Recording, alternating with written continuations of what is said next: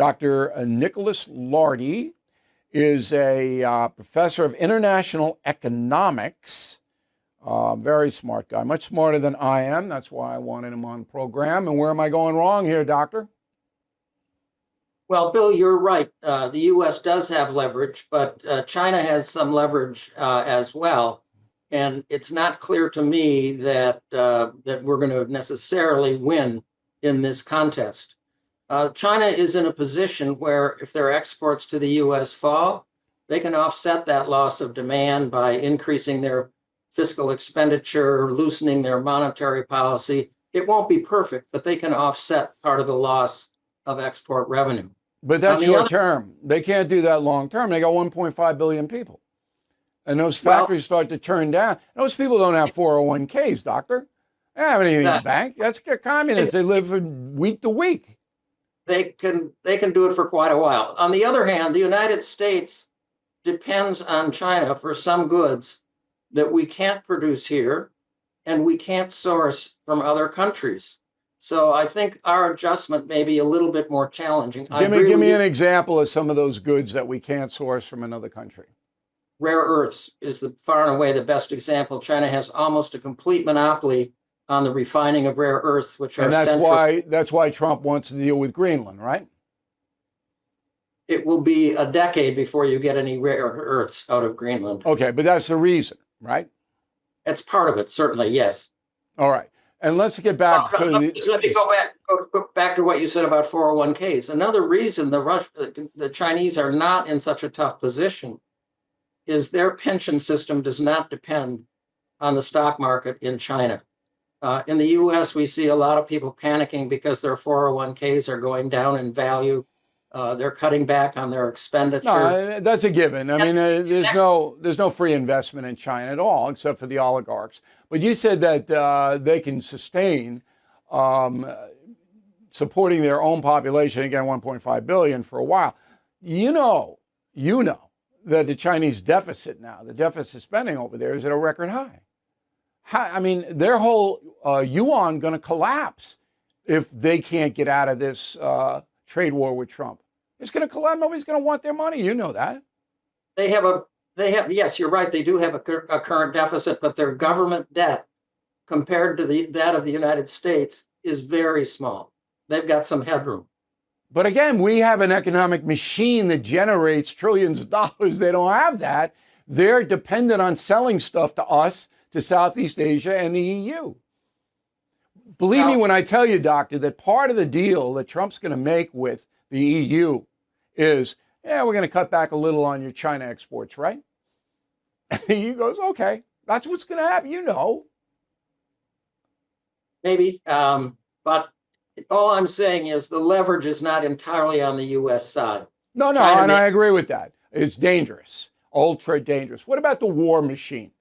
Are you worried about the Chinese war machine? Well, they're ramping up their military expenditures, and it's been going on for a decade. Quite frankly, not very much of it is financed by the 600 or 700 billion we send to China. They have their domestic economy is 12, 13 trillion. So a few $100 billion coming from the United States is not a decisive factor. But if they want to buy tech and stuff like that, they got to buy it with dollars. The yuan's not going to. People aren't going to sell them stuff for their currency. They can operate within their borders with that. But if they want to go out, they have to pay dollars. They have an industrial complex that produces most of their military equipment. They're not buying a lot of sophisticated military equipment on the international market. They don't need dollars to build up their military strength. No, I disagree with that 100% because I know what they're doing with Star Wars and these drones up there and the space stuff and all of those high-tech weapons. They're not self-sufficient in that area. They're a leader in drones. And producing them domestically. Yeah, but they need parts to produce it. They need all of that tech to produce it. Now, what about Apple? Apple is going to probably pull out of China. How badly is Apple going to hurt them? Well, the question I would say is how bad is Apple going to be hurt by Trump's tariffs? Their market in the U.S.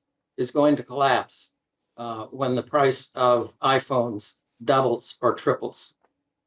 All right, I don't disagree with that. Apple's going to get hurt, but they're going to find a way to bring down their costs. It's a pretty genius company. So the scenario that you're portraying is that China has much more advantage and that Trump's foolish to go up against them and should have just left everything alone. Is that what you're telling me? No, I'm saying that Trump is overestimating his leverage. He certainly has some leverage. He may prevail in the end. I'm not forecasting that he's going to fail, but I think he's probably overestimating his leverage. It's a more uncertain outcome, I would say, than what you're portraying. Do you think that Xi wants this confrontation? No, I don't think he does. Do you think he's willing then to deal? Well, his people have said they're willing to come to the negotiating table, but they're not going to do it if they have to make a whole lot of concessions. So they're going to keep the unfair trade thing in place no matter what? Yeah, they will make some concessions in a balanced negotiation, but I don't think they're going to put themselves in the same position as the 70 some other countries that are begging for a deal. They don't want. Even if the economy of China wobbles? Because that's what Trump is hoping for that.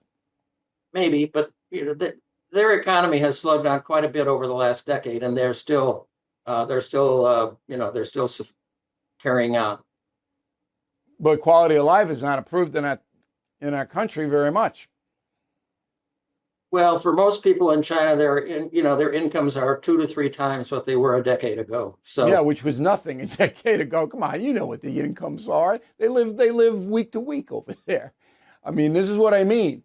If those factories start to slow down, those people are laid off. Yeah, you're right. The Chinese government can pump in artificial stuff to keep it going for a little while. But I'll tell you what, they're messing around with that fuse there.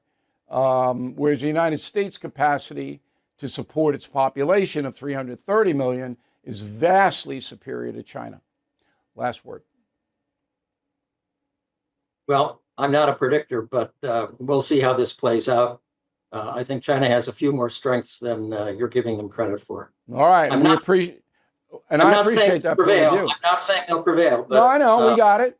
You think I'm underestimating Trump's advantage here, and you may be right. And we appreciate you coming in, Doctor. Thank you.